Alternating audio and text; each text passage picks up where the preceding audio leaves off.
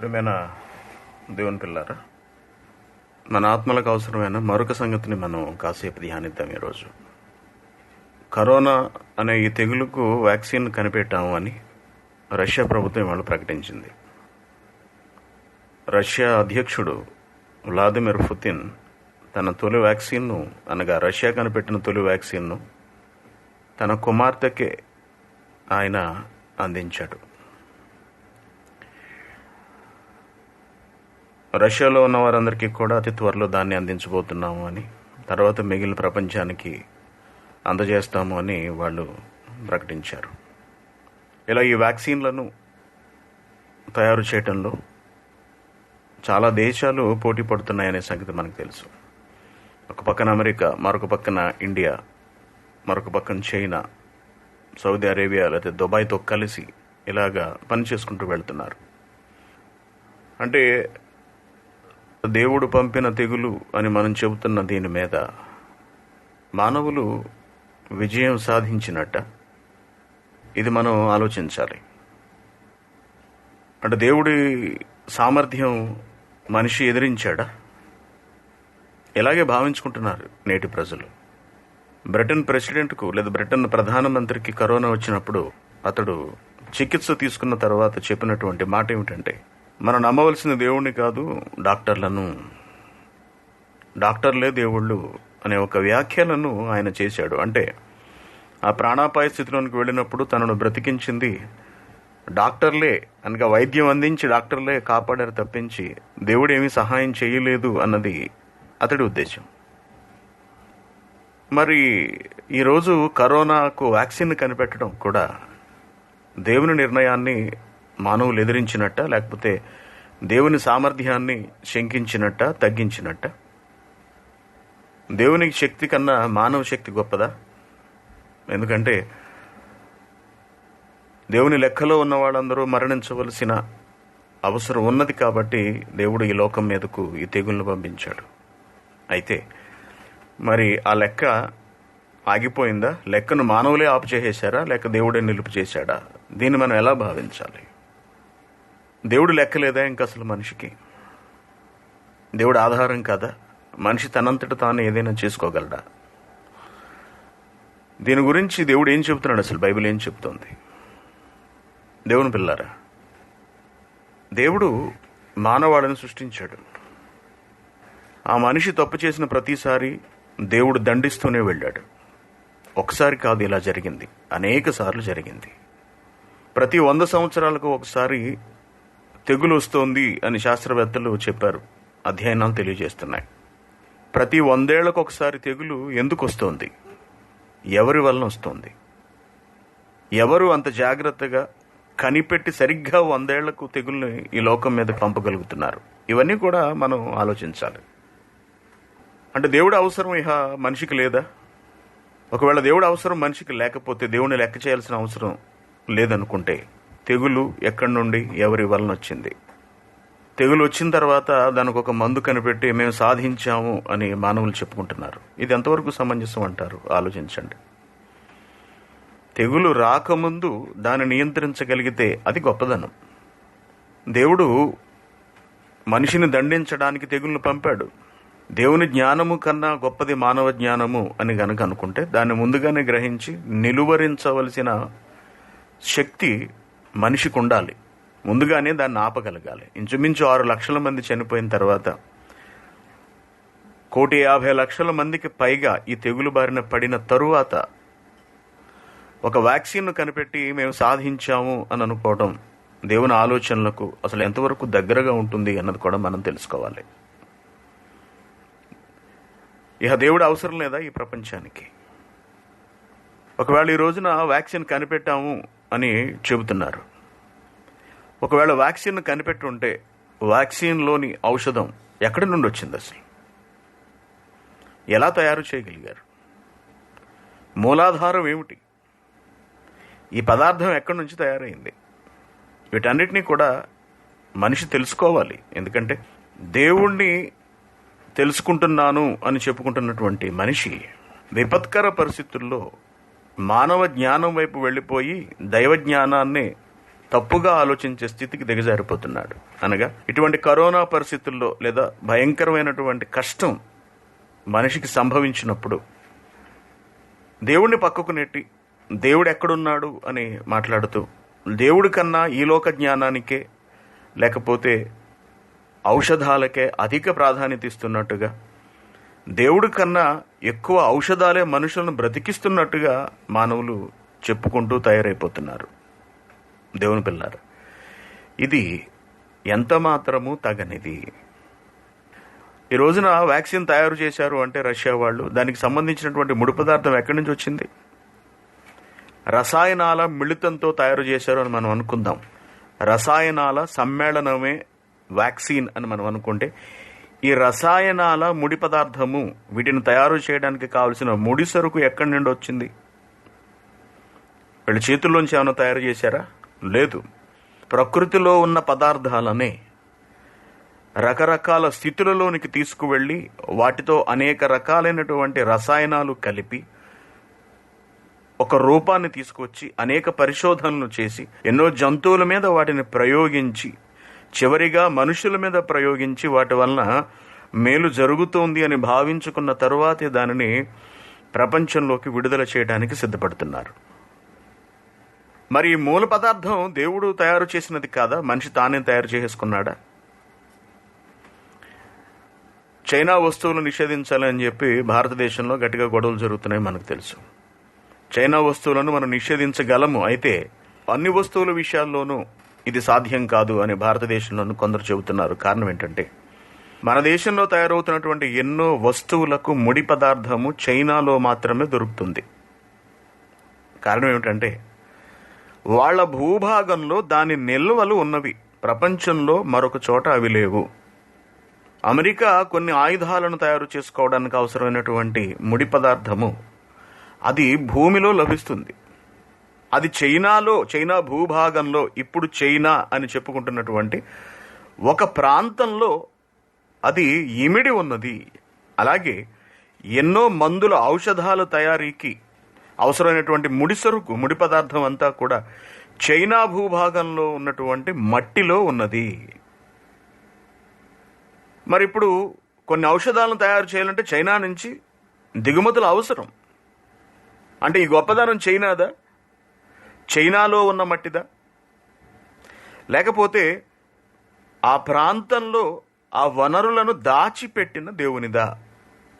ఎవరిది గొప్పదనం? ఉన్నటువంటి ఆ ముడి సరుకును ఉపయోగించి టాబ్లెట్లు తయారు చేసుకుంటున్నారే తప్పించి మానవులు ముడి సరుకును తయారు చేయలేకపోతున్నారు. ఇది మనం ఎప్పటి నుంచో చెప్పుకుంటున్నది. ముడి పదార్థాన్ని ఉపయోగించి నువ్వు దేనినైనా తయారు చేసుకోవచ్చు, కానీ ముడి పదార్థాన్ని మాత్రం మనిషి తయారు చేయలేడు. ఇది వాస్తవం అయితే, ఇది సత్యమైతే దేవుని పిల్లారా, ఈ ప్రపంచంలో మనిషి ఎంత ఎత్తుకెదిగినా, ఎక్కడికి చేరుకున్న, అంతరిక్షానికి చేరుకున్న అతడు అక్కడ బ్రతికుండాలి అంటే దేవుడే దిక్కు. ఉదాహరణకు, ఒక అంతరిక్ష నౌక అంతరిక్ష పరిశోధనాశాల నుండి భూమి మీదకు వస్తున్నటువంటి ఆ ప్రయాణంలో జరిగినటువంటి ఒక పొరపాటు వలన గాలిలోని, ఆకాశంలోనే పేలిపోయింది. దానిలో ఉన్నటువంటి భారత సంతతికి చెందినటువంటి ఒక శాస్త్రవేత్త కల్పనా చావ్లా, ఆమె మరణించింది. అందరితో పాటు ఆమె కూడా మరణించింది. మరి అంతకాలం అంతరిక్షంలో వాళ్ళు ఉన్నారు కదా, ఇంచుమించు 6 నెలల పాటు భూ పరిధిని దాటి పైకి వెళ్ళి వాళ్ళు బ్రతకగలిగారు. Very good. వాళ్ళు అక్కడ బ్రతకడానికి ఆక్సిజన్ అవసరం.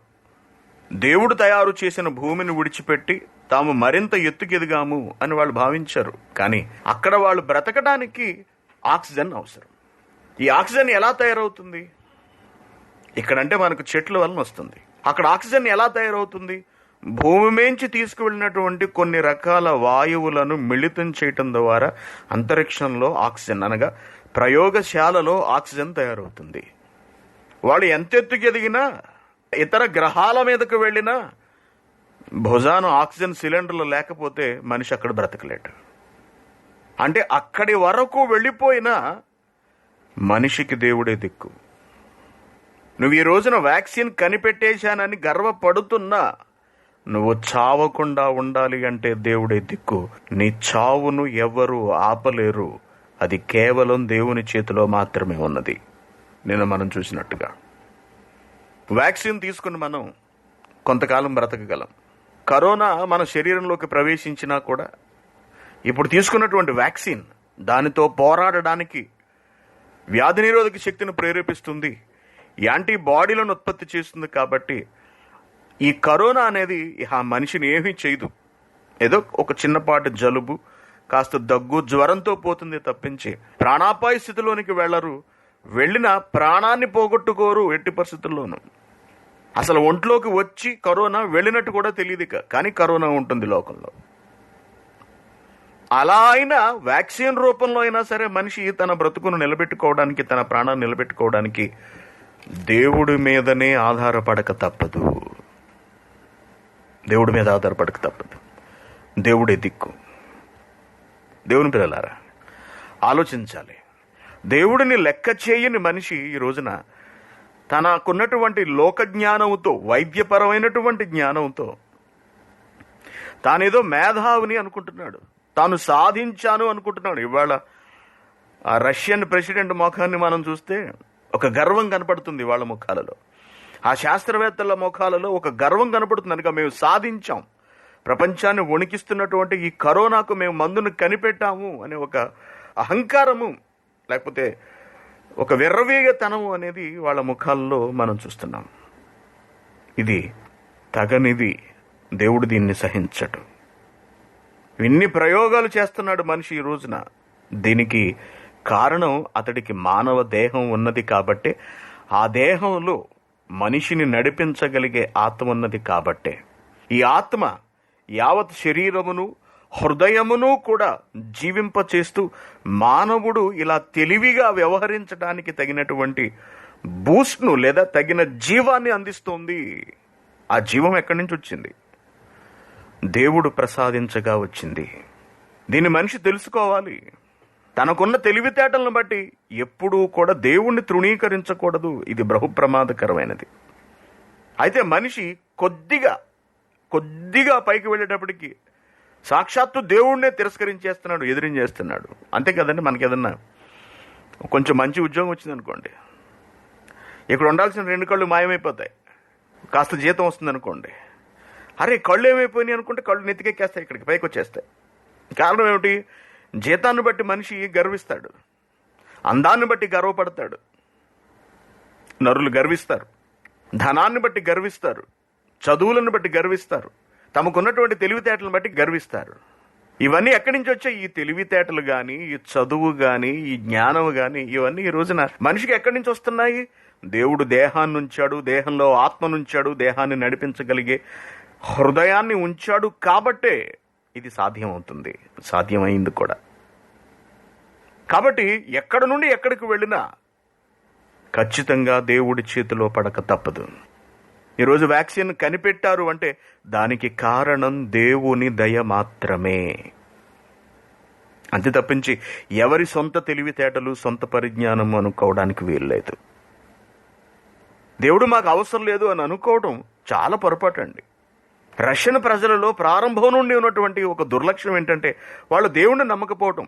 ప్రారంభం నుంచి శ్రమశక్తిని నమ్ముకోవటం, అక్కడ కమ్యూనిస్ట్ విప్లవం రావటం, పేదవాడు అధికంగా బాధపడడం, ధనవంతుడు మరింత ధనవంతుడైపోవటం, విలాసవంతమైనటువంటి జీవితాన్ని గడపటం. తద్వారా వీళ్ళు కష్టాన్ని నమ్ముకుంటున్నారే తప్పించి దేవుణ్ణి నమ్ముకునే పరిస్థితుల్లో లేకుండా పోతున్నారు. ఇది మనిషికి బుద్ధి రావాల్సినటువంటి విషయము ఈ కరోనా అనేది. ఇంత ఎత్తుకు మనిషి ఎదిగినా ఇన్ని ప్రాణాలు పోయేంత వరకు ఏమీ చేయలేకపోయాడు. కంటికి కనపడని ఒక చిన్న సూక్ష్మమైనటువంటి క్రిమిని ఎదుర్కోలేకపోయాడు మనిషి. తలుపులు మూసుకుని దేశాలు తాళాలు వేసుకుని ఇంట్లో కూర్చోవలసి వచ్చింది. ఎంత అభివృద్ధి చెందిన దేశం అమెరికా, ఏం చెయ్యాలో అర్థం కాక ఇంట్లో దాక్కుంది. అంతే కదండి. అమెరికా తర్వాత అంత శక్తివంతమైన దేశం రష్యా, దాని తర్వాత శక్తివంతమైన దేశం చైనా, ఇకపోతే అభివృద్ధి చెందినటువంటి దేశాలు అన్నీ కూడా దిక్కుతోచని స్థితిలో తలుపులకి తాళాలు వేసుకుని ఇంట్లో పడుకున్నారు. దుప్పట్లు, రగ్గులు అన్ని కప్పుకొని బంకర్లలోకి వెళ్ళిపోయారు. బంకర్లలోకి అనగా గుహలలోకి వెళ్ళిపోయి దాక్కున్నారు. ఎలక కలుగులో దూరిపోయినట్టు మనుషులు బంకర్లలోకి దూరిపోయి దాక్కున్నారండి. కంటికి కనబడిన ఒక చిన్న క్రిమి ఎక్కడి నుంచి వచ్చింది ఇది? ఏమిటి దీనికి ఉన్నటువంటి శక్తి? ఒక అణుబాంబుకు లేని శక్తి ఒక చిన్న క్రిమికి ఉన్నదా అంటే ఉన్నది. అమెరికా ఆర్థిక వ్యవస్థకు లేని శక్తి ఒక చిన్న క్రిమికి ఉన్నదా అంటే ఉన్నది. దేవుని పిల్లలారా, ఈ కరోనా ఏం నేర్పిస్తోంది మనకు? ఏం నేర్పిస్తోంది? ఆలోచించేవాడికి దేవుడున్నాడని నేర్పిస్తోంది. దేవుణ్ణి పక్కకు పెట్టి ఏమీ చెయ్యలేవు అనే సంగతిని నేర్పిస్తోంది. ఏది జరిగినా దేవుని వలన మాత్రమే జరుగుతుంది. ప్రతి ఒక్కడు దేవునికి భయపడి దేవునికి లోబడి బ్రతకాలి అనే ఒక గొప్ప పాఠాన్ని ఈ కరోనా నేర్పిస్తోంది. దేవుని పిల్లలారా, దేవుని విస్మరించకూడదు ఏనాడు కూడా. చాలామంది కరోనా వ్యాక్సిన్ వచ్చేసింది అనగానే ఒకంత ఉత్సాహము, ఒకంత ధైర్యము, ఇంకేముందిలే గట్టికేసాం అనుకుంటున్నారు. ఇవాళ కాకపోతే రేపు కాకపోతే ఎల్లుండి కరోనా, ఈ వ్యాక్సిన్ మన దగ్గరికి వచ్చేస్తుంది, మనం ఏం చేసుకోవచ్చు, ఇంకా హ్యాపీగా తిరిగేసేయచ్చు, మన ఇష్టం ఇంకా అని అనుకుంటున్నారు చాలామంది. ఒకంత ధైర్యం అనిపిస్తుంది, సహజమైనది. ఎందుకంటే చావు కొంచెం దూరం వెళుతుంది కదా అన్నది మన ఆలోచన. కానీ చావు పూర్తిగా తొలగిపోదు అని మాత్రం గుర్తుంచుకోండి. మనమందరం గుర్తుంచుకోవాలి, మనమందరము తెలుసుకోవాలి మరణం ఎంత భయంకరమైనదో. ఈ తెగుళ్ళు రాకముందే యేసుక్రీస్తు గారు చెప్పారు, వ్యాక్సిన్లు రాకముందే ఆయన చెప్పాడు. ఎన్ని వ్యాక్సిన్లు ఉన్నా సరే ఒక కొత్త తెగులు వచ్చి ప్రపంచాన్ని వణికించిందా లేదా ఆలోచించండి.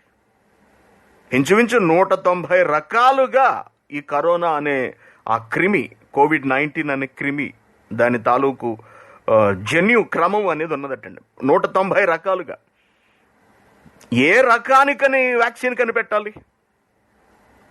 ఇప్పటికే మనం ఎన్నో వ్యాక్సిన్లు ఏం చేసుకుంటున్నాం, కోరెంత దొగ్గని, లేకపోతే ఇంకొకటి ఏదో టీబీ అని, ఇంకా చాలా ఇంజక్షన్లు ఈ జబ్బకు పొడుస్తారు, కాళ్ళకు చేస్తారు, నోట్లో చుక్కలు వేస్తారు. ఏమంటే చాలా జరుగుతున్నాయి. అంటే ఎన్నో జబ్బులు వస్తున్నాయి, వాటికి మందు కనిపెడుతున్నారు. మళ్ళీ జబ్బులు వస్తున్నాయి, మళ్ళీ మందు కనిపెడుతున్నారు. ఇదిగో మళ్ళీ తెగులు పంపించాడు దేవుడు, మళ్ళీ ఏదో మందు కనిపెట్టారు. 1920లో స్పానిష్ ఫ్లూ అనేది ఒకటి వచ్చిందంటండి. Spanish flu. అప్పటికి బ్రిటిష్ వాళ్ళు అధికారంలో ఉన్నారు భారతదేశంలో, స్వతంత్రం రాలేదు ఇంకా. వైద్య సదుపాయాలు అంతంత మాత్రమే. కొత్తగా ప్రపంచంలోకి వచ్చిన తెగులది. దాని మీద ఎవరూ సరిగా అధ్యయనం చేయలేదు, ఏ మందులు వాడాలో తెలియదు. భారతదేశంలో 10 కోట్ల మంది చచ్చిపోయారు. అసలు డాక్టర్లు ఎవరు వెళ్ళేవారు కాదటండి. అధిక శాతం మంది వైద్యులు ఆంగ్లేయులే. భారతీయులు ముట్టుకోవడానికి వాళ్ళు భయపడేవారు. దాంతో దూరంగా ఉండేటప్పటికి కోట్ల మంది రాలిపోయారు, కోట్ల మంది. తర్వాత ఎన్నో తెగుళ్లను, ఎన్నో రోగాలను తుదముట్టిచ్చేసాం అనుకున్నారు. ఇప్పుడు ఒక కొత్తది వచ్చింది. కొత్తది ఇది. గతంలో వచ్చిన వాటన్నిటికన్నా ఉధృతమైంది ఇది. ఎంత వేగంగా విస్తరించిందో ప్రపంచం అంతా చూసాం మనం. విమానాలు మూసేసుకుని ఎయిర్పోర్ట్లో పెట్టేసుకుని కూర్చున్నా సరే మూలలకు తెగులు వెళ్ళిపోయింది ఈ రోజున. భారతదేశంలో తూర్పుగోదావరి, పశ్చిమ గోదావరి జిల్లాలలో ఉన్నటువంటి మారుమూల కుగ్రామాలకు కూడా ఈ కరోనా వెళ్ళిపోయింది. అక్కడికి వ్యాక్సిన్ ఎప్పటికి అందుతుంది? ఎప్పటికి అందుతుంది? ముందు రష్యా ప్రజలందరికీ ఇచ్చుకోవాలిగా, తర్వాత వాళ్ళు మిగిలిన దేశాలకు ఇస్తారు. ముందు తమ ప్రజలను వాళ్ళు కాపాడుకోవాలి కదా.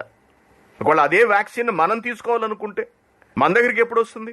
భారతదేశంలో కూడా వ్యాక్సిన్ కనిపెడుతున్నాము అంటారు. కనిపెట్టబడిన ఈ వ్యాక్సిన్ ముందు ఎవరు తీసేసుకుంటారు మనందరికీ తెలుసు. ధనవంతులు, రాజకీయ నాయకులు, వాళ్ళ పిల్లలు, వాళ్ళ చేతిలోకి వెళ్ళిపోతుంది. ముందు డాక్టర్లు, తర్వాత ఈ పోలీస్ సిబ్బంది, వీళ్ళకి అందజేస్తాం అంటున్నారు. అదంతా కల్లబొల్లి మాటలు. వ్యాక్సిన్ సాధారణ మనిషి దగ్గరకు వచ్చేటప్పటికి చాలా కాలం పడుతుంది, అనగా చాలా నెలలే పట్టొచ్చు, లేదా సంవత్సరం పట్టొచ్చు. ఈలోపు ఎన్నో ప్రాణాలు పోతాయి.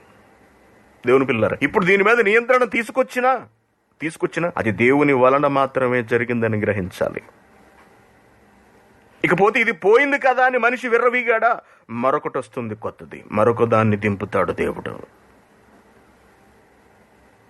అంటే ఇవి పోవా అంటే పోవు, తెగుళ్ళు వస్తూనే ఉంటాయి. యేసుక్రీస్తు గారు చెప్పారు కదండి, మనం చూసాం లూకాసు వార్త 21వ అధ్యాయం 11వ వచనం. అక్కడక్కడ గొప్ప భూకంపములు కలుగును, తెగుళ్ళును, కరువులు అన్నాడు. తెగుళ్ళు, కరువులు అంటున్నాడు. అనగా తిండి దొరకని పరిస్థితి. తెగుళ్ళు ద్వారా బాధపడాలి, తినడానికి తిండి లేక బాధపడాలి. తినడానికి తిండి లేకపోవడము, తెగులు ఒకేసారి వచ్చేస్తే ఏంటి పరిస్థితి? ఇప్పుడు భారతదేశంలో కరోనా విలయతాండవం చేస్తుంది. అనేక ప్రాంతాల్లో వరదలు తెలుసా అండి, కొట్టుకుపోతున్నారు జనాలు.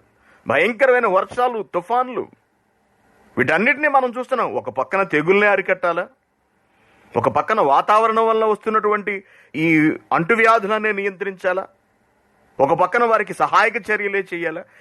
అసలు ఎవరిని ఎలా ఎక్కడ కాపాడాలి అంతు చిక్కట్లేదు మనుషులకు, ప్రభుత్వాలకు, అధికారులకు, నాయకులకు. ఎలా కాపాడాలి, ఏం చెయ్యాలి అని మనిషి తనలో తాను మదన పడిపోతూ, ప్రకృతిని చూస్తూ, వైద్యానికి అడుగులు వేస్తూ, ఔషధాలను తయారు చేసుకుంటూ, తనకున్న డబ్బుతో అన్నిటినీ చక్కదిద్దుకోవాలి, ప్రజల ఆరోగ్యాన్ని కాపాడాలి అని ప్రయత్నిస్తున్నాడు తప్పించి దేవుడు వైపు మాత్రం చూడటం లేదండి. అందుకే మనిషి బ్రతుకు చక్కబడనంత వరకు, మనిషి దేవుణ్ణి తగిన విధంగా దేవుడు చెప్పిన రూపంలో విశ్వసించినంత వరకు ప్రపంచం మీదకి ఇవి రాక మానవు అని యేసుక్రీస్తు గారు చాలా స్పష్టంగా చెప్పారు. ఎందుకంటే అంత్య దినములలో అపాయకరమైన కాలములు వస్తాయి. అంత్య దినాలలో అనగా అప్పటి నుండి ఇప్పటి వరకు మనం అందరం అంత్య దినాల్లోనే బ్రతుకుతున్నాం. అపాయకరమైన కాలములు వస్తాయి. అక్రమం విస్తరిస్తుంది, మనుషుల మధ్య ప్రేమ చల్లారుతుంది. ఇటువంటి పరిస్థితులు తలెత్తినప్పుడు నేనున్నాను, మిమ్మల్ని దండిస్తున్నాను, దేవుడున్నాడు, దేవుడికి భయపడాలి అన్న దాన్ని ఒక్కసారి జ్ఞాపకం చేస్తూ దేవుడు మానవాతీతమైన అనగా మానవ జ్ఞానానికి అందని ఒక తెగుల్ను ఈ లోకం మీదకు పంపిస్తూనే ఉంటాడు. ఈరోజు దీనికి వ్యాక్సిన్ వచ్చేసింది కదా అని చంకలు గుద్దుకుంటే అతి త్వరలో మరొకటి వస్తుంది. ఏమంటే దీనికి ముందు ఎబోలా వచ్చింది. ఎబోలాతో ఆఫ్రికాలో చాలా మంది చచ్చిపోయారు. కేరళలో ఏదో ఒక తెగులు వచ్చింది, దానితో అక్కడ ఉన్న వాళ్ళు కొంతమంది చచ్చిపోయారు. అంతకుముందు స్వైన్ ఫ్లూ వచ్చింది, తర్వాత బర్డ్ ఫ్లూ అన్నారు, తర్వాత ఇంకొకటి ఏదో. ఈ ఫ్లూలు స్టార్టింగ్లో స్పానిష్ ఫ్లూ, ఈ ఫ్లూలు ఒకదాని తర్వాత ఒకటి అలా దాడి చేస్తూనే ఉన్నవి. చూడండి, మానవుల మీద దండయాత్ర చేస్తూనే ఉన్నవి. ఎక్కడి నుంచి వస్తున్నాయి ఇవన్నీ కూడా? ఎక్కడి నుంచి వస్తున్నాయి? పంపుతున్నాడు దేవుడు, తెగుళ్లను పంపుతున్నాడు. ఇది దేవుని వలన రాలేదు, మానవ తప్పిదం వలన వచ్చింది, లేకపోతే సహజ సిద్ధంగా వచ్చేసిందని చెప్పుకోవడం అజ్ఞానము. బోధకులు కూడా తయారయ్యారు, ఇటువంటి బోధలు చేసేవాళ్ళు కూడా, దేవుని పిల్లలారు. కాబట్టి మనం సంతోషపడిపోవడానికి లేదు. ఈ లోకం సంతోషిస్తుందేమో, మనం ఎందుకు సంతోషించాలి? వాళ్ళ వలె మనం ఎందుకు సంతోషించాలి? చెప్పండి, ఆలోచించండి. వాళ్ళ వలె మనం ఎందుకు ఆనందపడాలి? మనకు పనుంది. వాళ్ళు సంతోషిస్తున్నారు అంటే ఈ లోకంలో సుఖపడడానికి మరికొంత అవకాశం లభిస్తుందని వాళ్ళు సంతోషపడుతున్నారు. మనకేదైనా ఒకటేనండి. కారణం ఏంటంటే మనం దేవుని పని కొరకు నియమింపబడిన వాళ్ళం, ఆ పని పూర్తి చేయవలసిన వాళ్ళము. మనకి మరణం ఎప్పుడొచ్చినా అది స్వాగతించదగినదే.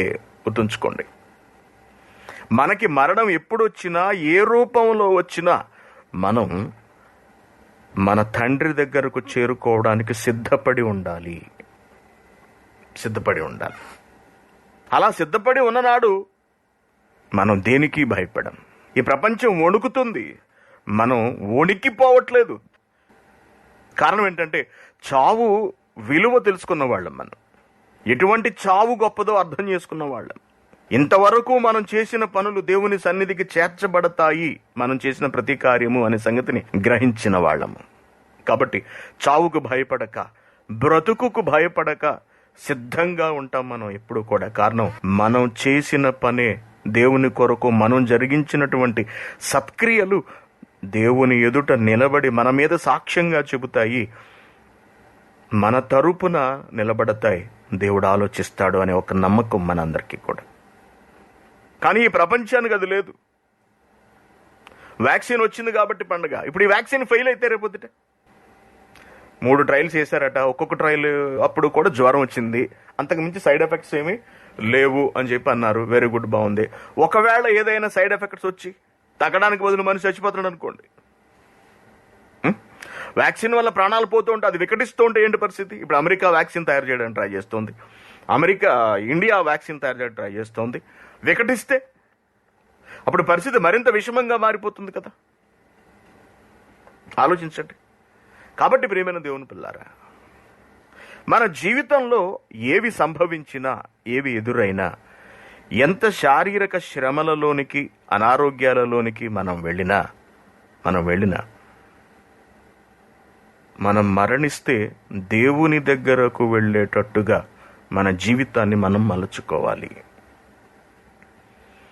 దేవుడి మీద పూర్తిగా ఆధారపడాలి. మనకు దేవుడే దిక్కవ్వాలి.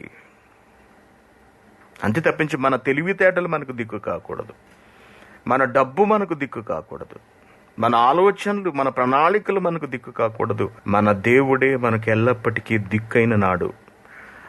నువ్వే నా దిక్కు అని ఎవడైనా మనల్ని ఆశ్రయిస్తే మనం కాదు అని తోచేస్తామండి. ఏమండి, ఒక్కరోజు మీ ఇంట్లో నాకు ఆశ్రయం ఇవ్వండి, మీరు తప్ప నాకు ఇక్కడ ఎవరు దిక్కు లేరండి అని ఎవరైనా మనల్ని ప్రాధేయపడి వేడుకుంటే మనం కాదంటామా? ఆలోచించండి. తోసివేయగలమా? అనలేము. ఏ మనిషి అయినా సరే హృదయపూర్వకంగా దేవుణ్ణి వెతకి, దేవుడే నాకు దిక్కు, మహాప్రభో మీరే నాకు దిక్కు, తండ్రి నన్ను ఆదరించండి, నాపై కరుణ చూపండి, కరుణించండి అని మనం వేడుకుంటే దేవుడు ఎందుకు తోసేస్తాడు? చెప్పండి, దేవుడు ఎందుకు తోసేస్తాడు? ఒక మంచి మాట మనకు బైబిల్లో కనపడుతుంది, చూడండి. 2వ దినవృత్తాంతములు 20వ అధ్యాయము 12వ వచనం. మా మీదకు వచ్చు ఈ గొప్ప సైన్యముతో యుద్ధము చేయుటకు మాకు శక్తి చాలదు, ఏమి చేయుటకును మాకు తోచదు, కాబట్టి నీవే మాకు దిక్కు అంటున్నాడు భక్తుడు. నీవే మాకు దిక్కు. యెహోషాపాతు మాట్లాడుతున్నటువంటి మాటలండి. ఎవరటండి దిక్కు? ఎవరు దిక్కు? ఒక తెగులు వచ్చినప్పుడు నువ్వే మాకు దిక్కు. మా అతిక్రమం వల్ల, మా పాపం వల్లనే ఈ తెగులు మా మీదకి వచ్చింది, కాబట్టి మమ్మల్ని కాపాడు, నువ్వే మాకు దిక్కు. ఇశ్రాయేలీయుల కాలంలో అనేక సార్లు తెగుళ్లు సంభవించినప్పుడు మమ్మల్ని క్షమించు అని వాళ్ళు ప్రాధేయపడ్డారు, వేడుకున్నారు. దేవుని వైపు చేతులు చాచారు, వేడుకొన్నారు. దేవుడు వారికి దిక్కుగా మారాడు. కీర్తనల గ్రంథం 25వ అధ్యాయం చూడండి, 1వ వచనం. యెహోవా నీ దిక్కునకు చూచి నా ఆత్మను ఎత్తుకొనుచున్నాను. నా దేవా నీ యందు నమ్మిక ఉంచి ఉన్నాను, నన్ను సిగ్గుపడనీయకము. రచయిత ఏం చెప్తున్నాడు చూడండి. దావీదు గారు మాట్లాడుతున్నారు. నీ దిక్కును చూచి నా ఆత్మను ఎత్తుకొనుచున్నాను, నా దేవా నీ యందు నమ్మిక ఉంచి ఉన్నాను. దేవుడే దిక్కు. రాజులకైనా, అధికారులకైనా, యుద్ధాలు జరిగించే వాళ్ళకైనా, మానవులను పరిపాలించే వాళ్ళకైనా, ఎవరికైనా సరే దేవుడే దిక్కు. ఈ దేవుడు ఈ ప్రపంచాన్ని కాపాడుతూ ఉంటాడు. ఎవరిని బట్టి కాపాడుతూ ఉంటాడు? ఎవరిని బట్టి దుష్టులను కూడా దేవుడు బ్రతికిస్తూ ఉంటాడు. ఆలోచించండి. ఎవరిని బట్టి దుష్టులను కూడా దేవుడు బ్రతికిస్తూ ఉంటాడు. ఈ ప్రపంచానికి శాస్త్రవేత్తలు దిక్క, విద్యావేత్తలు దిక్క, రాజకీయ నాయకులు దిక్క, రాజకీయ పార్టీలు దిక్కులేని ప్రజల్ని కాపాడడానికే మా పార్టీ ఆవిర్భవించింది. ప్రజల కొరకే మేము ఉన్నాము, ప్రజలదే ఈ రాజ్యం అంటాడు. మరి సీట్లు ఎవడు కూర్చుంటాడు? సింహాసనం మీద ఎవడు కూర్చుంటాడు? ప్రజలు కూర్చుంటారా? ఏమండి, వీడు గెలిచిన తర్వాత ఒక సాధారణమైనటువంటి మనిషిని తీసుకొచ్చి సింహాసనం మీద కూర్చోబెట్టగలడా ఏ రాజకీయ నాయకుడైనా సరే? లేదు, ఆ పని మాత్రం చేయరు. మరి ఎలా ప్రజలకు రాజకీయ నాయకులు దిక్కు, పార్టీలు దిక్కు? అలా అని వాళ్ళు చెబుతున్నారు, వాళ్ళు చెప్పినట్టుగా ఈ ప్రజలు వింటున్నారు, నమ్ముతున్నారు. వైద్యమే దిక్కు అంటున్నారు. మరి వైద్యమే దిక్కు అయితే వెంటిలేటర్ల మీద పెట్టినా కూడా మనుషులు ఎందుకు చచ్చిపోతున్నారు? ఏమండి, అమెరికాలో వెంటిలేటర్ల మీద ఉండి చనిపోతున్నారు చాలా మంది. మరి ఎలా చనిపోతున్నారు? వాళ్ళ దగ్గర వైద్య సదుపాయం లేదా? వారి దగ్గర ధనం లేదా? వారి దగ్గర డాక్టర్లు లేరా?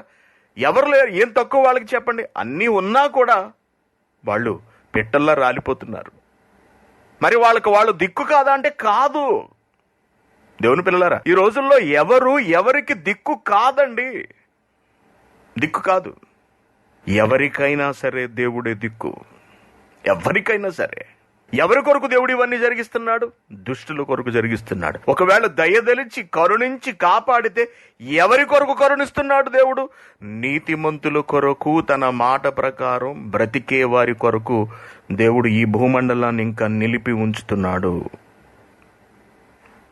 ఆలోచించండి. ఎన్నో సందర్భాలు మనం బైబిల్లో చూస్తున్నాం.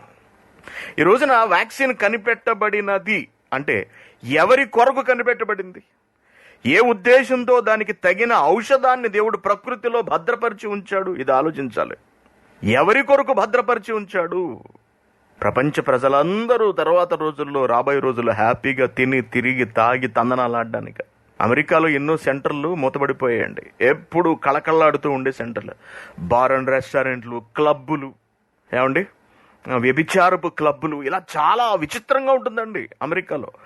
గే క్లబ్స్, లెస్బియన్ క్లబ్స్ అనగా పురుషులు వాళ్ళు విచ్చలవిడిగా తిరిగే క్లబ్బులు, స్త్రీలు విచ్చలవిడిగా తిరిగే క్లబ్బులు, అలాగే స్త్రీ పురుషులు కలిసి విచ్చలవిడి లైంగిక కార్యకలాపాలు చేసే క్లబ్బులు, ఇటువంటివన్నీ ఉన్నాయి ఈ యూరోపియన్ కంట్రీస్లోనూ అమెరికాలోనూ. ఇవన్నీ కూడా మూసుకు కూర్చున్నారు. ఇప్పుడు తెరవడానికి వీల్లేదు. మరి ఇటువంటి దుష్ట సమాజం బ్రతుకుతున్నప్పటికీ కూడా వారిని ఇంకా ప్రోత్సహించడానికా దేవుడు ఇటువంటివన్నీ కనిపెడుతున్నాడు, ప్రకృతిలో ఔషధాన్ని ఉంచాడు అంటే కాదండి, కాదు. భవిష్యత్తులో జరగవలసిన పనులున్నవి. వాటి కొరకు నిర్ణయింపబడిన మనుషులు ఉన్నారు. వారిని కాపాడడం కొరకు, వారి ద్వారా పాప సమాజాన్ని రక్షించడం కొరకు దేవుడు తగిన ప్రణాళికలు ఎప్పుడూ సిద్ధం చేసి ఉంచుతాడు. గుర్తుంచుకోండి, తన ప్రణాళికలను దేవుడు ఎప్పుడూ సిద్ధం చేసి ఉంచుతాడు. దేవుని పిల్లలారా, ఈ ప్రపంచం పాప పంకిలం అయిపోయినప్పుడు, పాపంతో నిండిపోయినప్పుడు దేవుడు తన కొరడాను ఎప్పుడు జొలిపిస్తాడు. నీతి కొరకు నిలబడే వారిని ఎప్పుడూ కాపాడుతూనే ఉంటాడు. నోవాహు సందర్భానికి గనక మనం వెళితే ఆదికాండము 6వ అధ్యాయము 3వ వచనం, అప్పుడు యెహోవా, నా ఆత్మ నరులతో ఎల్లప్పుడూ వాదించదు, వారు తమ అక్రమ విషయంలో నరమాత్రులై వ్యవహరిస్తున్నారు, అయినను వారి దినములు 120 ఏండ్లగును. ఆదికాండము 6వ అధ్యాయం 3వ వచనం చదివాను. 4వ వచనం, 5వ వచనం చూడండి. 5వ వచనం, నరుల చెడుతనము భూమి మీద గొప్పదనియు వారి హృదయం యొక్క తలంపులలోని ఊహంతయు ఎల్లప్పుడూ కేవలము చెడ్డదనియు యెహోవా చూచి తాను భూమి మీద నరులను చేసినందుకు యెహోవా సంతాపము నుండి తన హృదయంలో నొచ్చుకొనెను. అప్పుడు యెహోవా, నేను సృజించిన నరులతో కూడా జంతువులను, పురుగులను, ఆకాశ పక్ష్యాదులను భూమి మీద నుండకుండా తుడిచివేదును. ఎలయనగా చిచి, నేను వారిని సృష్టించినందుకు సంతాపము నుండి అన్నాను. వీళ్ళను చేసినందుకు బాధ అయిపోయింది నాకు అనుకుంటున్నాడు. గుండెల నిండా బాధ అయిపోయింది. అయితే ఒక్కడున్నాడు. దిస్ ఈస్ ద పాయింట్ అండి. ఇప్పుడు ఆ ఒక్కడి కొరకే చేయాలి. ఏం చేసినా ఆ ఒక్కడి చుట్టూ ఎంతమంది ఉన్నారు? వారి కొరకే ఆలోచించాలి. ఏం ఆలోచించినా వారి కొరకే ఆలోచించాలి. వారిని ఆధారంగా చేసుకుని మిగిలిన వారి కొరకు ఆలోచించాలి. ఎవరిని ఆధారంగా చేసుకుని? నోవాహు యెహోవా దృష్టి యందు కృప పొందినవాడాయను. ఎందుకు కృప పొందాడు? 9వ వచనం, ఎందుకు కృప పొందాడు? నోవాహు వంశావళి ఇదే. నోవాహు నీతిపరుడును అన్నాడు. నోవాహు నీతిపరుడును, తన తరములో నిందారహితుడునై ఉండెను, నిందలేనివాడిగా ఉన్నాడు. నీతిపరుడయ్యాడు, నీతిగా బ్రతికినవాడు. Very good. ఇప్పుడు ఈ నీతిమంతుడు గురించి ఆలోచించాడు దేవుడు. ఆలోచించి నోవాహు దగ్గరికే వచ్చాడు. నోవాహు, నా మనసేం బాలేదు, వీళ్ళని బాధ పెట్టారయ్యా, కాబట్టి నేను తగిన శిక్షను ఈ లోకం మీదకు తీసుకురాబోతున్నాను. అయితే నువ్వు ఒక పని చెయ్యి, వీళ్ళు ఏమన్నా మారతారేమో, వీళ్ళలో ఏమన్నా బుద్ధి వస్తుందేమో వీళ్ళకి ఏమన్నా, నువ్వేం చేస్తావంటే ఓడ కడుతున్నంతసేపు జనం దాన్ని చూస్తూనే ఉంటారు. ఎందుకు కడుతున్నాడు? నోవాహు ఏంటి ఊళ్ళో కడుతున్నాడు అని. ఒకవేళ ఎవరైనా ఆలోచించి నేను ఇలా జలప్రళయాన్ని రప్పించబోతున్నాను అనే సంగతి నువ్వు వాళ్ళకి తెలియజేసినప్పుడు ఎవడన్నా మారు మనసు పొంది ఒకవేళ ప్రవేశిస్తారేమో, నువ్వు ఆ పని చేయవయ్యా అని నోవాహుకు పురమాయించటం. నోవాహు 120 ఏళ్ళు ఆ ఓడ కడుతున్నంతసేపు ప్రళయం రాబోతోంది అనే దేవుని హెచ్చరిక ప్రపంచంలోనికి ప్రకటింపబడడం జరిగింది. ఆలోచించండి. అనగా విపత్తు రాబోతోంది తెలియచేశాడు దేవుడు. విపత్తు నుంచి నీతిమంతులను కాపాడుతున్నాడు దేవుడు. కేవలం నీతిమంతులను మాత్రమే కాకుండా దుష్టులను కూడా కాపాడుకోవాలి అనే ఆలోచన దేవుడుకున్నది. కాబట్టే ఒకవేళ ఎవరైనా మారతారేమో అని ఆశతోటి నోవహుకు పని పురమాయించి ఓడ కట్టించాడు దేవుడు.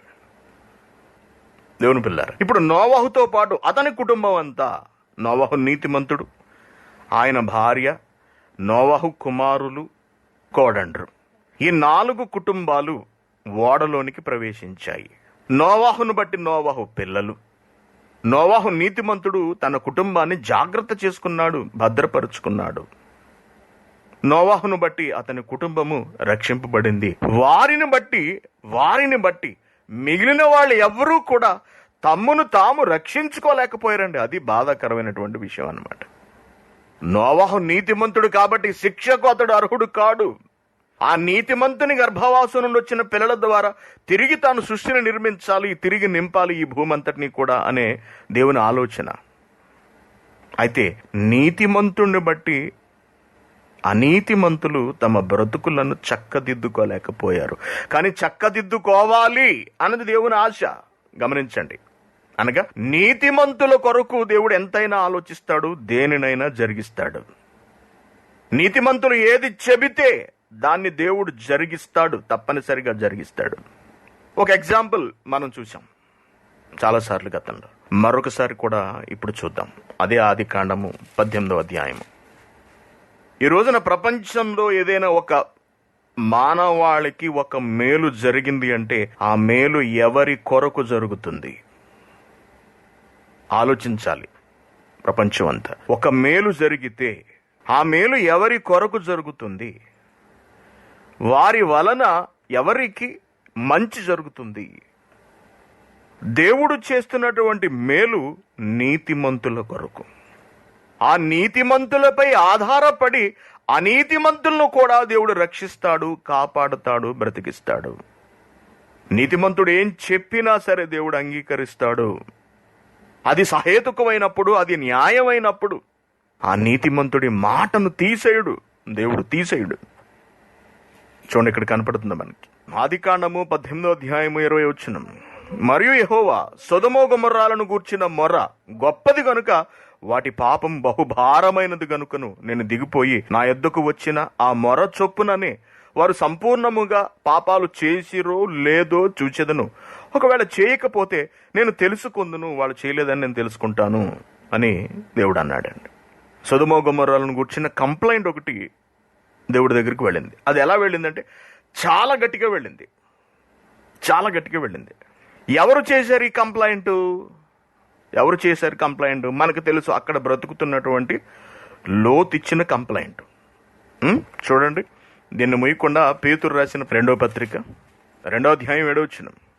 దుర్మార్గుల కామ వికారయుక్తమైన నడవడి చేత బహు బాధపడిన నీతిమంతుడగు లోతు అన్నాడు. చూడండి 8వ వచనం. ఆ నీతిమంతుడు వారి మధ్య కాపురముండి తాను చూచిన వాటిని బట్టియు వినిన వాటిని బట్టియు వారి అక్రమమైన క్రియల విషయంలో దినదినము నీతిగల తన మనస్సును నొప్పించుకొనుచు వచ్చెను. కాబట్టి ఆ నీతిమంతుడిని అక్కడి నుండి తప్పించాలి. అందుకే భక్తులను శోధనలో నుండి తప్పించుటకు అనే పదం వేశాడు. చూడండి, భక్తులను శోధనలో నుండి తప్పించుటకు దుర్నీతి పరులకు ముఖ్యంగా మలినమైన దురాశ కలిగి శరీరానుసారముగా నడుచుకొనుచు బ్రతుకుతున్న మనుషులను దండించడానికి అంటున్నాడు. అంటే ఈ సొదొమ గొమొర్రాలను గూర్చినటువంటి మొర్ర దేవుడి దగ్గరకు వెళ్ళింది. మనస్సులో మనం ఎదుటివారి విషయమై ఎప్పుడైతే బాధపడ్డామోనండి, మనం సపరేట్గా ఒక కాగితం మీద రాసి, అప్లికేషన్ లాగా రాసి అక్కడ పెట్టి, లేదా బైబిల్లో పెట్టి ప్రార్థన చేయాల్సిన అవసరం ఉండదండి. మన మనసులో ఎప్పుడైతే బాధపడతామో ఎదుటివాడు మనకు చేసిన అన్యాయానికి కానీ, తప్పుకి కానీ, దుర్మార్గానికి కానీ మనం ఎప్పుడైతే బాధపడతామో అది ఆటోమేటిక్గా దేవునికి కంప్లైంట్గా వెళ్ళిపోతుంది. జ్ఞాపకం ఉంచుకోండి, ఎవరైనా సరే, ప్రతి ఒక్కరు. అందుకే ఎదుటివారి గురించి అనవసరంగా మాట్లాడటము, లేనిపోని మాటలు చెప్పడము, లేకపోతే ఎదుటివాడి మీద నిందలు వేయటము, కొట్టడము, దౌర్జన్యం చేయడము, అవమానించడము, ఇటువంటివన్నీ చేసి కూడా మేము హ్యాపీగా బ్రతుకుతున్నామని చాలా మంది అనుకుంటుంటారు. మా నోటికి అడ్డు అదుపు ఉండదని. ఎదుటి వ్యక్తి బాధపడితే, నీతిమంతుడైన వాడు బాధపడితే, వాడు మనస్సులో పడిన ఆ వేదనే ఫిర్యాదుగా మారి దేవుడి దగ్గరికి వెళ్ళిపోతుంది. దానిని దేవుడు కన్సిడర్ చేసేస్తాడు, అనగా అంగీకరించేస్తాడు, దాన్ని పరిగణలోనికి తీసేసుకుంటాడు దేవుడు. అలాగే జరిగింది. లోతు బాధపడ్డాడు, అది కంప్లైంట్గా దేవుడి దగ్గరికి వెళ్ళింది. కాబట్టి దేవుడు దిగొచ్చాడు. ఏమండి, దేవుడు ఈ సొదొమ గొమొర్రా పట్టణానికి వెళ్లే ముందు ఒక మాట అంటాడు. ఏమిటది? 18వ అధ్యాయం ఆదికాండం 17వ వచనం. అప్పుడు యెహోవా, నేను చేయబోవు కార్యము అబ్రహాముకు దాచెదనా? అబ్రహాము నిశ్చయముగా బలము గల గొప్ప జనమగును, అతని మూలముగా భూమిలోని సమస్త జనములను ఆశీర్వదింపబడును కదా. ఎట్లనగా యెహోవా అబ్రహామును గూర్చి చెప్పినది అతనికి కలుగుచేయనట్లు తన తర్వాత తన పిల్లలను తన ఇంటి వారును నీతి న్యాయమును జరిగించుచు యెహోవా మార్గమును గైకొనుటకు అతడు వారికి ఆజ్ఞాపించున్నట్లు నేను అతనిని ఎరిగి ఉన్నానను. భవిష్యత్తులో అబ్రహాం చేయబోదు నాకు తెలుసు. కాబట్టి నేను చేసే ఈ పని మా ఫ్రెండ్ అయినటువంటి అబ్రహాంకి నేను చెప్పకుండా ఎలా ఉంటాను? దాచేదనా? లేదు, ఆయనకి చెప్పాలి ఈ విషయాన్ని, అబ్రహాముకి చెప్పాలి ఈ సంగతిని అని దేవుడు ఆలోచించి అబ్రహాముకు చెప్పాడండి. ఇప్పుడు చూడండి 22వ వచనం. ఆ మనుషులు అక్కడి నుండి తిరిగి సొదొమ వైపు వెళ్ళిరి. ఎందుకు వెళ్లారు? నేను చూడాలి, పరిశీలించాలి, వాళ్ళు పాపం చేశారో లేదో, ఈ సొదొమ గొమొర్రా సంగతి తేల్చడానికి నేను వచ్చాను వాళ్ళ అబ్రహాము అని ఎప్పుడైతే అబ్రహాముకు చెప్పాడో దేవుడు, అబ్రహాముతో మాట్లాడుతున్నాడు. ఇంకా ఆ మనుషులు అలా సొదొమ వైపు వెళ్లారు. అబ్రహాము ఇంకా యెహోవా సన్నిధిని నిలుచుండెను. అప్పుడు అబ్రహాము సమీపించి ఇట్లనెను, దేవుడి దగ్గరికి వచ్చాడట. అంటే మీరు ఇక్కడ సన్నివేశాన్ని ఊహించండి. దేవుడి దగ్గరికి అబ్రహాం వెళ్ళగలడా? దేవుడు ఎక్కడో ఉంటాడు కదా, దేవుడు మహాశక్తివంతుడు కదా, దేవుని చుట్టూ మహిమ ఉంటుంది కదా, అగ్ని జ్వాలలు ఉంటాయి కదా. ఇదంతా ఇప్పుడు ఆలోచించకండి, ఓకేనా? సన్నివేశాన్ని ఆలోచించండి. ఒక మనిషి రూపంలో దేవుడు ఉన్నాడు అనుకోండి. కాసేపు దేవదూతలు మానవ రూపాన్ని దాల్చి వచ్చాయి అనుకుందాం. ఈ విషయాన్ని మనిషి రూపంలో వచ్చిన ఆయన అబ్రహాముకి తెలియజేశాడు, ఇలా యాక్షన్ తీసుకోబోతున్నాను అబ్రహాము అని. అప్పుడు నెమ్మదిగా దగ్గరికి వెళ్ళాడు అబ్రహాము. అప్పుడు అబ్రహాము సమీపించి ఇట్లనెను, దుష్టులతో కూడా నీతిమంతులను నాశనము చేయుదువా? ఆ పట్టణంలో ఒకవేళ 50 మంది నీతిమంతులు ఉండిన ఎడల దానిలోనున్న 50 మంది నీతిమంతుల నిమిత్తము ఆ స్థలమును నాశనము చేయక కాయవా? ప్రశ్నించాడు. బాగుందండి, మీరు నిర్ణయం తీసుకున్నారు, చాలా సంతోషం. అది దుష్టుల్ని శిక్షించాలి. అయితే ఒకవేళ ఆ పట్టణంలో దుష్టులతో పాటు 50 మంది నీతిమంతులు కూడా ఉంటే అనవసరంగా వాళ్ళు కూడా చచ్చిపోతారు కదా. మరి దుష్టుల కొరకు నీతిమంతులు కూడా మీరు చంపేస్తారా? ఏమంటే ఇది న్యాయమని అంటారా? ఆ పట్టణమును నాశనం చెయ్యక 50 మంది కోసం మిగిలిన వాళ్ళు నువ్వు కాపాడవా అని అడిగేటప్పటికీ, ఆ చొప్పున చేసి దుష్టులతో కూడా నీతిమంతులను చంపుట నీకు దూరమగునుగాక, నీతిమంతుని దుష్టునితో సమముగా ఎంచుట నీకు దూరమగునుగాక, సర్వలోకమునకు తీర్పు తీర్చేవాడు న్యాయం చేయడా? ఏమిటి చెప్పండి మీరు, ఇది న్యాయమేనంటారా అని అడిగేటప్పటికీ యెహోవా, అబ్రహాము నువ్వన్నట్టుగా సొదొమ పట్టణంలో 50 మంది నీతిమంతులు నాకు కనపడిన ఎడల ఆ 50 మందిని బట్టి ఆ స్థలమంతటిని కాయుదునని చెప్పాను. అనగా 50 కోట్ల మంది ఉన్నారు అనుకుందాం ఒక పట్టణంలో. 50 కోట్లు వేసుకోండి, పోనీ 5 కోట్లు వేసుకోండి. ఒక పట్టణంలో 5 కోట్లు ఉన్నారు. 5 కోట్ల మందిలో 50 మందే నీతిమంతులు ఉన్నారు. ఇప్పుడు ఏమంటాడంటే, జస్ట్ 50 మంది నీతిమంతులు ఉంటే మిగిలిన కోట్ల మంది పాపులను కూడా వదిలేస్తాను అన్నాడు. అంటే క్షమించేస్తాను అన్నాడు, వాళ్ళకి బ్రతకడానికి అవకాశం ఇచ్చేస్తాను అన్నాడు. ఏమండి, అందుకు అబ్రహాము 27 వచనం, అందుకు అబ్రహాం, దేవుడు ఎప్పుడైతే ఇలా అన్నాడో అబ్రహాం షాక్ తిన్నాడు. షాక్ తిని, ధూళియు బూడిదయునైనా నేను ప్రభువుతో మాట్లాడడానికి తెగిస్తున్నాను. ఇంకా 50 మంది నీతిమంతులలో ఒకవేళ 5 తక్కువైతే 5 తక్కువైనందున ఆ పట్టణమంతయు నాశనం చేయుదువా అని మరలా అడిగాను. ఏమంటే దేవుడితో ఎలా గొడవ పెట్టేసుకున్నాడు చూడండి అబ్రహాము. దేవుడితో ఎంత ధైర్యం చేసి మాట్లాడుతున్నాడు, ఎంత తెగించి మాట్లాడుతున్నాడు చూడండి.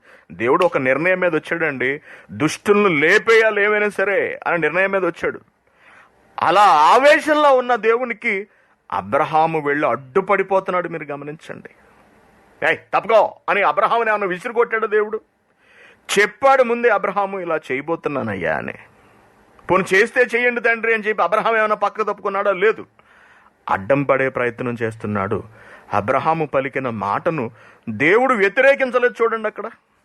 ఓకే, 50 మంది ఉంటుంటే కాపాడుతాను నేను అన్న దేవుడు 50 మంది లేకపోయేటప్పటికి అబ్రహాం కంగారు పడి ఒక 5గురిని తగ్గించాడు. 5గురిని తగ్గించినందుకు దేవుడు ఏమంటున్నాడు? 50 మంది నీతిమంతుల్లో ఒకవేళ 5గురు తక్కువైతే, 5గురు తక్కువైనందున ఆ పట్టణమంతయు నాశనము చేయదువా అని మరలా అడిగాను. అందుకు ఆయన, అక్కడ 45గురు నాకు కనపడిన ఎడల నాశనము చేయనను. అతడు ఇంకా ఆయనతో మాట్లాడుచు, ఒకవేళ అక్కడ 40 మందియే కనపడుదురేమో, 40 మందే ఉంటారేమో అన్నప్పుడు ఆయన ఆ 40 మందిని బట్టి నాశనము చేయకయుందునని చెప్పగా, అతడు ప్రభువు కోపపడని ఎడల మీరు కోపండి అంటే నేను ఇంకొక్కసారి మాట్లాడతాను, ఒకవేళ అక్కడ 30 మందే కనపడుదురేమో అన్నప్పుడు ఆయన, ఓకే, అక్కడ 30 మంది కనుక నాకు కనపడినా సరే నాశనం చేయకుండా విడిచిపెట్టేస్తాను. అందుకు అతడు అనగా, అబ్రహాము, ఇదిగో ప్రభువుతో మాటలాడ తెగించి తిని. అంతే కదండి, మాట్లాడుతున్నది ఎవరితోటి? ప్రభువుతోటి. రెట్టిస్తున్నాం అనుకోండి, మన మాట వింటున్నాడు కదా అని మరీ చులకన చేస్తూ లోకువు గట్టి మాట్లాడుతున్నాం అనుకోండి, అసలే ఎదురుగా ఉన్నది దేవుడు, తేడాలు వస్తే తలలు తెగిపోతాయి ఎవరైనా సరే. అందుకు ఎంతో జాగ్రత్తగా నోరు దగ్గర పెట్టుకుని, ఒళ్ళు దగ్గర పెట్టుకుని, వినయ విధేయతలతో దేవునికి ఏమాత్రము కోపం రాకుండా చాలా జాగ్రత్తగా ట్యాకిల్ చేస్తున్నాడు అబ్రహాము గారు. ఏమంటున్నాడు? ప్రభు కోప పడని ఎడల నేను మాట్లాడేదను, ఒకవేళ అక్కడ 30 మందియే కనబడుదురేమో అన్నప్పుడు ఆయన, అక్కడ 30 మంది నాకు కనపడిన ఎడల నాశనము చేయను. అందుకు అతడు, ఇదిగో ప్రభువుతో మాటలాడ తెగించితిని, ఒకవేళ అక్కడ 20 మంది కనబడుదురేమో అయినప్పుడు ఆయన, ఓకే, కనీసం 20 మంది కనబడినా సరే ఆ 20 మందిని బట్టి నాశనము చేయకుందుననగా, అతడు ప్రభువు కోప పడని ఎడల ఇంకొక్కసారి మాట్లాడతాను, చివరి ఛాన్స్, ఈ ఒక్క మాట వినండి మీరు ప్లీజ్, ఈ ఒక్క మాట, ఒకవేళ అక్కడ 10 మంది కనబడుదురేమో అనినప్పుడు అబ్రహాము, ఆ 10 మందిని బట్టి నాశనం చేయనని నేను నీకు మాటిస్తున్నాను. యెహోవా అబ్రహాముతో మాటలాడుట చాలించి వెళ్ళిపోయాను. ఇహ చేసేదేమీ లేక అబ్రహాము కూడా తన ఇంటికి తిరిగి, కారణం ఏమిటి? 10 మంది కూడా లేరన్నమాట. నీతిమంతులు కనీసం 10 మంది కూడా లేరన్నమాట. ఒకవేళ 10 మంది ఉంటే అబ్రహాము మాటను దేవుడు నిరాకరించాడు, ఎట్టి పరిస్థితుల్లో నిరాకరించాడు. ఇంకా 10 మంది కన్నా తక్కువ అడగడానికి సిగ్గేసింది అబ్రహాము కూడా. 10 మందికి కూడా లేరు కదయ్యా, ఏం కాపాడమంటావు చెప్పు, ఆ 10 మంది సంగతి నేను చూసుకుంటానులే తర్వాత. 10 మంది కొరకు ఇన్ని కోట్ల మందిని ఎందుకు వదిలేరు అనవసరంగా అబ్రహాము? నువ్వు ఆలోచించు, వీళ్ళకి తగలాల్సిందే ఏమైనా సరే అని అందుడేమో దేవుడు. అందుకు అబ్రహాము ఇక మాట్లాడలేదండి, 10 నుంచి కిందకు దిగలేదు. తత్ఫలితంగా ఏం జరిగిందో మనకు తెలుసు. సొదొమ గొమొర్రా పట్టణాలను దేవుడు భస్మీపట్లం చేశాడు. దేవుని పిల్లారా, నీతిమంతుల విజ్ఞాపనలను బట్టి, నీతిమంతుల ప్రార్థనలను బట్టి, వారి నీతిని బట్టి అని ఈ ప్రపంచం తెలుసుకోవాలి. వ్యాక్సిన్ కనిపెట్టాం కదా అని వెర్రవేగడం కాదు. వ్యాక్సిన్ ఎవరి నిమిత్తము దేవుడు నిర్ణయించాడు, దాని నీడలో, దాని చాటున ఎవడు కూడా బ్రతికి బట్ట కట్టేస్తాడు. ఇది ఆలోచించవలసింది. దేవుని పిల్లలారా, కోట్ల మంది, కానీ ఎవరు నోవహు చేస్తున్న దాన్ని సమ్మతించి అతడి దగ్గరకు రాలేకపోయారు. ఒకవేళ వచ్చుంటే వచ్చిన ప్రతి వాడు కాపాడబడుతుడు, రక్షింపబడుతుడు. జంతువులు వచ్చాయండి, రక్షింపబడ్డాయండి, ప్రాణాపాయం నుంచి తప్పించుకుని తమ ఉనికిని కాపాడుకున్నాయి. ఎన్నో రకాల జీవులు వచ్చాయి. ఎందుకంటే నీతిమంతుని చాటున అనీతిమంతులు కూడా బ్రతికి బట్ట కడతారు. ఒకవేళ వాళ్ళు ఏమైనా మారు మనస్సు పొందుతారేమో, మారతారేమో, పద్ధతిని మార్చుకుంటారేమో, నడవడికని వృద్ధి చేసుకుంటారేమో, దుష్టత్వాన్ని విడిచిపెడతారేమో. ఇప్పుడు ఆలోచించండి, ఈరోజు మనం బ్రతికున్నాము అంటే దానికి కారణం ఎవరో తెలుసా అండి? మనకి ఎవరు దిక్కయ్యారో తెలుసా? నోవహు, నీతిమంతుడైన నోవహు. అతడు మనకు దిక్కయ్యాడు. అతడికి దిక్కెవరయ్యారు? నీతిమంతుడిగా ఎందుకు బ్రతికాడు? దేవుణ్ణి విశ్వసించాడు, జీవితం దేవుని కొరకే ఉండాలి అనుకున్నాడు. అతని వలన మనం అందరం జీవిస్తున్నాం. ప్రపంచంలో నీతిమంతులను బట్టి మిగిలిన ప్రపంచ మానవాళి అంతా బ్రతికి బట్ట కడతారు, జీవిస్తారు. కాబట్టి ఏదో సాధించేసాం మేము వ్యాక్సిన్, ఇక ఎవరి లెక్క మాకు లేదు, దేవుడిని పట్టించుకోవాల్సిన అవసరం మాకు లేదు అని అనుకోవడం పొరపాటు. నిన్న ఒక వీడియో పెట్టారు, ఎవరను మోటార్ సైకిల్ మీద పాపం వెళ్తున్నాడండి, అతని దారిని అతను వెళ్తున్నాడు. బిల్డింగ్ పైన పెట్టినటువంటి అడ్వర్టైజ్మెంట్ హోర్డింగ్ ఒకటి గాలి కూడిపోయి సరిగ్గా అతని మెడ మీద పడిందండి. ఇక్కడ చాలా పైనుంచి పడింది. తల తెగి పడిపోయిందో ఉన్నదో కూడా కలపలేదండి. మోటార్ సైకిల్ మీద వెళ్తున్నప్పుడు అక్కడికక్కడ కుప్పకూలిపోయాడు, అంత పడిపోయాడు. మోటార్ సైకిల్ వెళ్ళి పక్కన పడిపోయింది, అతడు అలా పడిపోయాడు. అతని మీద పడి మరొక స్టెప్ వేసి పక్కనే ఇంకొక బండి మీద వెళుతున్న ఇద్దరి మీద పడిపోయింది. ఒకడు కప్పు పడిపోయాడు, పూర్తిగా చనిపోయాడో బ్రతికాడో తెలియదు. చావు మనతో లేదా నిత్యము? మరణం మనతో లేదా ఎల్లప్పుడూ? ఇది పోతే ఇంకా మనకు చావు పోయినట్టేనా లెక్క? వ్యాక్సిన్ వచ్చేస్తే కరోనా పోతే చావే పోయినట్టు అండి ఇంక మొత్తానికి. ఎలా ఆలోచిస్తుందండి ఈ ప్రపంచం? అర్థం కాదు. ఇంకొంతకాలం నీకు భయం లేకుండా బ్రతుకుతామేమో అంతే, కానీ చావు నుండి మాత్రం మనం తప్పించుకోలేము. ఈ ప్రపంచంలో ఎవ్వరు వ్యాక్సిన్ కనిపెట్టిన శాస్త్రవేత్త కూడా తప్పించుకోలేడు. మొట్టమొదటిసారి ఎక్కించుకున్న వ్లాదిమిర్ పుతిన్ కూతురు చావు నుండి దూరం కాలేదు ఎప్పటికైనా సరే. రష్యా ప్రెసిడెంట్ కాలేడు. దేవుని పిల్లలారా, అనీతిమంతుల కొరకు కాదండి, నీతిమంతుల కొరకు చేయిస్తాడు దేవుడు. ఆ నీతిమంతుడు ఎవడో కాదు, వాక్యానుసారంగా బ్రతికే క్రైస్తవుడు. వాక్యానుసారంగా దేవుడు చెప్పినట్టుగా జీవించి దేవుని పట్ల భయభక్తులు కలిగి నడుచుకున్నటువంటి క్రైస్తవుడు. అతడి కొరకు జరిగిస్తాడు ఏదైనా. అతడు చెప్పినది చేస్తాడు దేవుడు. అతడి నీడలో అనేకులు బ్రతికేటట్టు చేస్తాడు. అతడిని బ్రతికించి అతడి ద్వారా కోట్ల మందిని రక్షించడానికి దేవుడు సంకల్పిస్తాడు. అంతేగాని పాపుల గురించి వచ్చేసింది కాదండి ఇది. దయచేసి ఎవరు అలా భావించడానికి వీలేదు, అది తప్పు అర్థము. ప్రపంచానికి దిక్కు క్రైస్తవుడు. దేవుని పిల్లలు ఆలోచించండి. మనం ఈ ప్రపంచానికి దిక్కండి. మన వల్లనే సమస్తము జరుగుతోంది, జరిగిస్తున్నాడు దేవుడు. మన వలనే దుష్టులను బ్రతికిస్తున్నాడు దేవుడు. మన ద్వారా వారి ఆత్మను రక్షించడానికి దేవుడు నిర్ణయించిన వాళ్ళం మనం క్రైస్తవులం. అందుకే దేవుడు మనకిచ్చిన ఆయుష్కాలంలో ఆయన మనకు అప్పగించిన పనిని పూర్తి చేయగలగాలి.